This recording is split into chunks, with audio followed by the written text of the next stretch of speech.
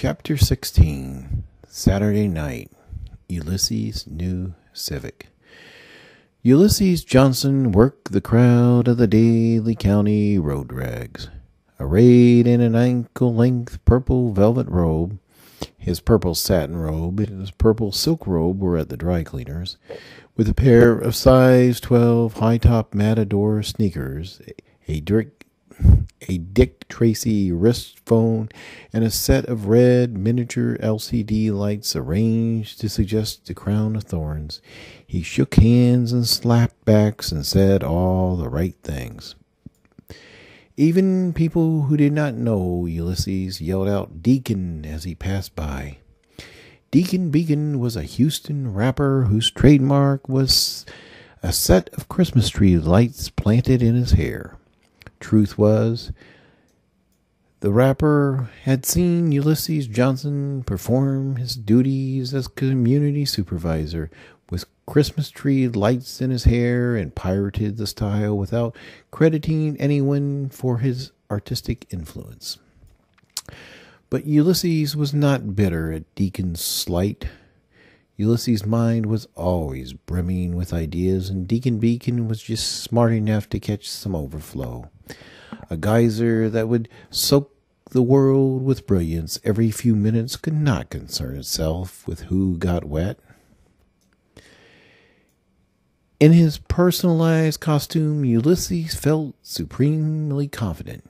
He hugged Jim Reese and shook his hand 3 or 4 different ways.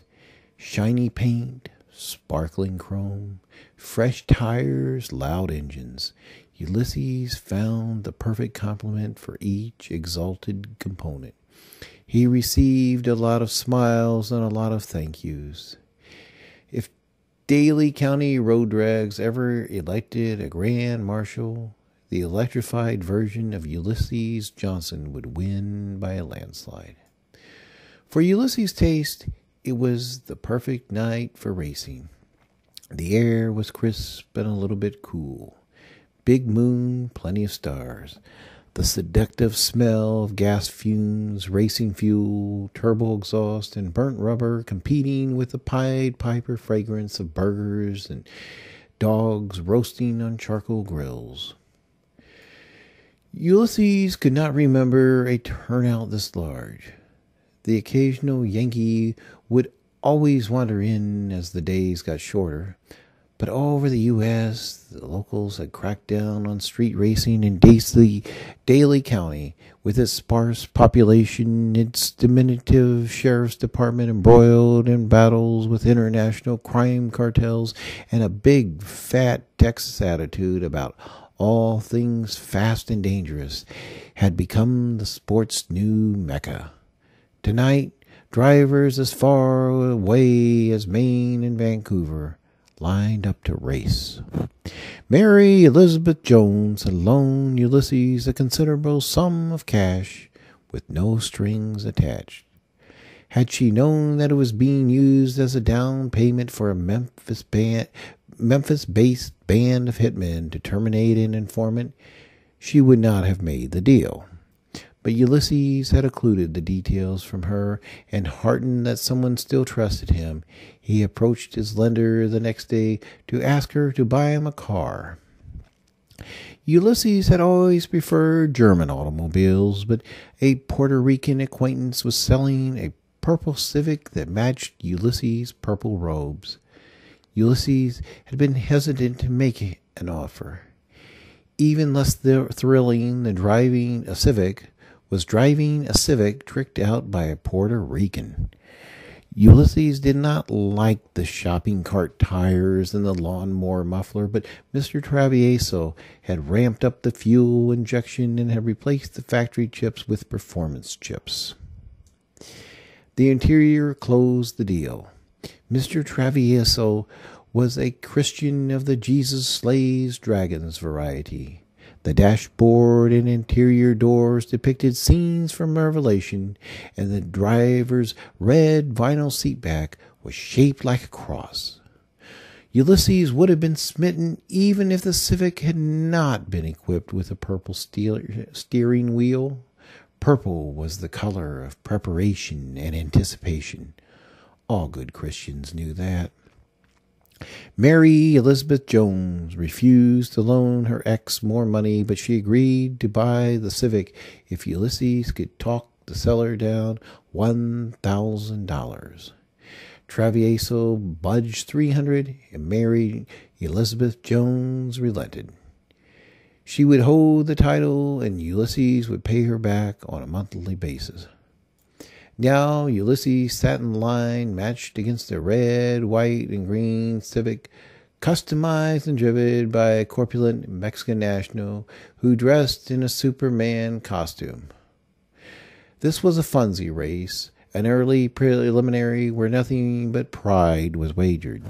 It would be 5 or 6 minutes until Ulysses' race commenced. Ulysses recognized that he had once more reached a period of hyper-lucidity. With his mind finally clear of crippling psych meds, he had an awakening. He knew how and why people were supposed to think and to experience and to be. Mary Elizabeth Jones still believed in him. That was good news. Garfield and his pale-skinned brat would complicate things, but Mary Elizabeth Jones would once more belong to the man behind the wheel. Travieso had installed a Paul Bunyan sound system, and now as Ulysses and the Mexican Superman crept into the third slot, Ulysses cranked the volume a notch. It was alt-Christian rapper King Solomon Jones whose message inspired Ulysses to narrow his focus. I can cut a baby's throat. I can set fire to your charter boat. I can steal your iguana coat. Pimp God's name in your ransom note. Bust my meat in your nanny goat. I do what I want, 'cause I'm saved. I do what I want, 'cause I'm saved. I do what I want, 'cause I'm saved. Y'all go to hell. Ulysses crept onto the starting line. A 10-foot-high, remote-controlled Christmas tree stood a few feet in front of the drivers. They moved the funsies along fast. No warm-ups. A quarter mile, get your ass off the road, and next, the countdown would begin. Ulysses reflected on King Solomon Jones, Mary Elizabeth Jones, and the Garden of Eden. He was once more honing his parallel processing skills. The Garden of Eden. What a beautiful parable. People with dirty minds always try to make it about carnal knowledge and temptation. Simple-minded shits. Even the ancient Jews had figured out that man was different from the animals. We are tortured because we ate from the tree of knowledge. That's original sin. Knowledge. Knowledge that we will get old and die, and our children will get old and die, and we will be nothing but dust. Animals are still in the Garden of Eden. They never worry. They don't develop insomnia or anorexia. They do not torture themselves for things they did or did not do when they were young. But man is burdened with original sin. And Jesus came to save us from original sin. What does that mean? Ulysses knew what it meant. He knew exactly what it meant, and he had to spread the word. People had to open their minds to the light. We need to integrate our knowledge with our Eden consciousness. We need to live boldly and control our fear. We cannot eliminate worry and doubt and fear, and we would not want to. But we can control these crippling forces. We can balance the yin of Eden and the yang of knowledge. That's what it means to be saved. The Christmas tree showed green, and Ulysses broke out in front of his rival. Travieso had purchased what he thought were Michelin tires to dress up the mare before he put her on the market. The Texas State Police would later determine that all 4 tires were counterfeit. All 4 were defective. Had one of the other tires disintegrated, a collision might have been avoided. but the front driver's side disaster caused the purple Civic to swerve into the path of the Mexican flag Civic. The collision would act as a cue stick unto a cue ball, projecting Ulysses' car into a crowd just a few feet from the finish line. The uneven terrain would force the Civic to go airborne and pinwheel across a neglected cotton field. Not wearing a seatbelt or safety harness, Ulysses was thrown from his twirling, cartwheeling vehicle. He died instantly of a broken neck. Ulysses would inflict collateral damage upon his exit. The Civic jumped through an assortment of pickups and SUVs and trailers without touching metal. But 19-year-old Gina Harwood, 3 months with child, would not be so fortunate. 22-year-old Tina Harwood had taken her kid sister to the street drags to celebrate the news of Gina's pregnancy, as well as her recent elopement. Gina and her boyfriend Larry were of different religions, and this served as an obstacle to marriage. But when Gina became pregnant, they married in secret and pledged to settle their differences at a later time. The sisters had not spoken in over a year, but then there was the Annunciation, the reunion, tears and giggles, and a night at the races. The girls largely ignored the funzies and had mingled with young mothers and shared chuckles and chat. Tina Harwood left her sister's side to accept a gift of cold beer and a long-necked bottle from a Cherokee who called himself Gator. Just one beer. That was all she would drink tonight with her pregnant sister on board.